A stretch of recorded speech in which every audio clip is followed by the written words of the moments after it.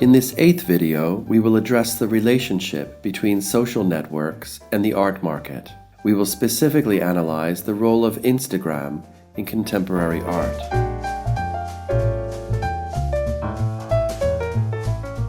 By examining the latest reports, we can see that there are almost 5 billion users connected to the Internet, with a penetration in the total world population of 59%. With reference to social media, there are almost 4 billion connected users and more than 5 billion people connected via mobile devices. Compared to 2019, online users are growing by 2.4%, with an average internet surfing time of 6 hours and 2.5 hours on social media compared to 3 hours on TV and 1 hour on streaming music and gaming. More than 90% of social media users connect via mobile devices.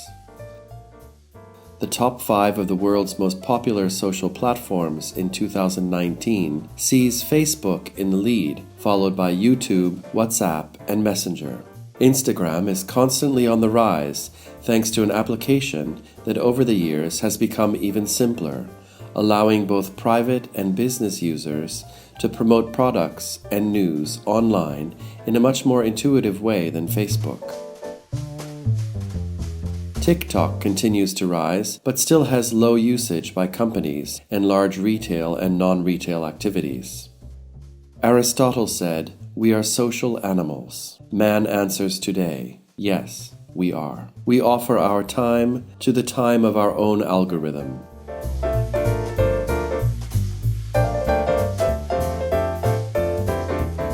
Every day in the world, the average user spends about 2.5 hours browsing social media. In the last months, 97% of users have visited or used a social network, and 87% have actively contributed with posts and interactions. The same user administers from 8 to 9 different accounts. Finally, well over 40% of users use social media for business purposes. The growth of Instagram, according to the annual report of We Are Social Global Digital Network in 2019, is remarkable. In the last year, active users have increased by 38 million. The total audience reachable for communication and advertising purposes is estimated at over 928 million. It is clear, with its 75 million posts per day, that Instagram can become a great opportunity to promote its commercial activity, especially in the artistic field, such as fashion, art galleries, museums, and so on, where the next purchases are estimated. The visually more aesthetic approach and the choice of the image before the text has led Instagram to become a new economic and statistical entertainment center for the art world. If Facebook asks, "What are we thinking?" Instagram puts in front of its users an endless myriad of images divided into categories and hashtags. Already established artists such as Jeff Koons, Damien Hirst, and Takashi Murakami have started to use their Instagram profiles as a showcase for their art, also showing the making of, thus creating content with a strong attraction for the users who follow them, interested in knowing the process of birth of a work of art. Often they also show their family moments. Banksy has chosen Instagram as the only way to communicate his art. In his profile, he conveys to all his followers a strong criticism of the art system. However, Instagram can become, above all, a channel used by artists for original projects. The most exemplary case is that of Maurizio Catalan. The artist daily publishes photographs, messages, and photomontages that are deleted after 24 hours and punctually replaced by another image. Let us now look at the example of Hans Ulrich Obrist, director of the Serpentine Galleries in London. His Instagram gallery does not post pictures of paintings, but only notes and letters dedicated by major contemporary artists.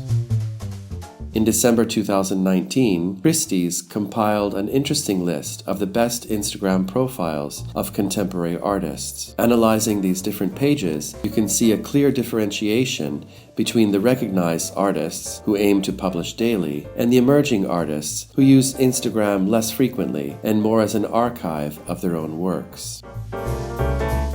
Since the creation of Facebook in February 2004 and Instagram in October 2010, more than 500 museums from all over the world have created their social profiles. Even galleries and art fairs have followed, understanding how important it is to increase their creative community in every corner of the world. Social networks, and especially Instagram, elect the public as tastemakers through likes and hashtags that sometimes represent the fortune of many artists and gallery owners.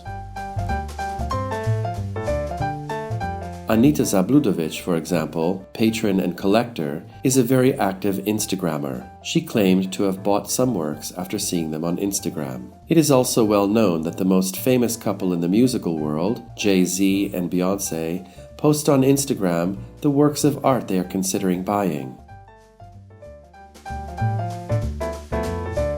Artsy, an online platform for the sale of works of art, conducted a survey at the end of 2019, interviewing 35 major collectors. Half of them said they had bought works by artists that they had discovered on Instagram. 87% of collectors surveyed said they check Instagram more than twice a day. These collectors are not only consumers, they are also active Instagrammers.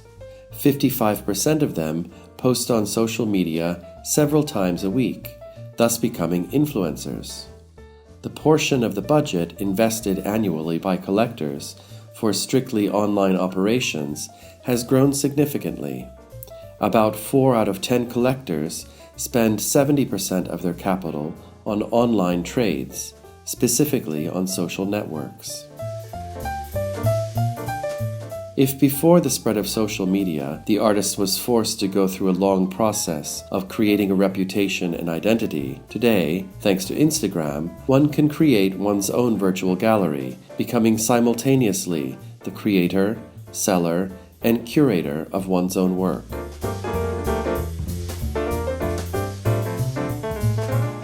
To interact with the online audience, artists and galleries are led to create captivating and innovative content. Those who are skilled and open to invest time and energy in these technologies are rewarded. An example of this is the social networking success of Yoko Ono. Although part of a past generation, she has managed to maintain her contemporary and innovative profile.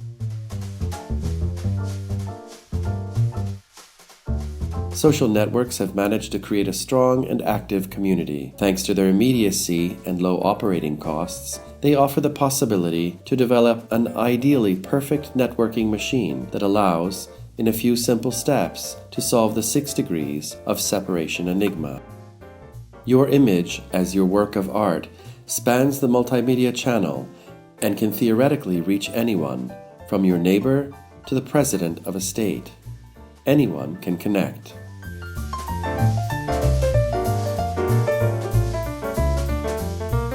Product, the image, is the virtual form that represents our reputation. Instagram, for reasons of algorithms and necessity, favors some images to others by counting like numbers and starting quality. This trend can influence the viewer, and those who put like, in turn, influencing the collector or potential buyer. This process is to the detriment of finer, more refined or complex works of art that do not necessarily have effective visibility on a social network. The purchase of artworks on online channels has been a major business for several years. According to the authoritative Hiscox Online Art Trade Report 2019, the turnover of online art sales has exceeded $5 billion. Instagram remains the most sought-after online platform because it allows, thanks to so-called cross-collecting, to participate in auctions of different market players, as well as to buy works in international galleries. This immense development of social platforms is growing year after year. No one can do without it. Those who stay out are no longer outsiders, but distant conservatives.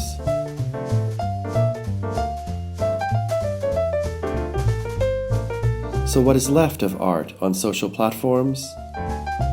Olivier Zahm, founder and director of Purple magazine, asked himself this question by curating an exhibition that has just closed its doors in a gallery in Los Angeles, the Nino Meyer Gallery. The exhibition was entitled "To Paint is to Love Again." Artists who have always published works on Instagram were offered the opportunity to exhibit their art in real life, in a physical space.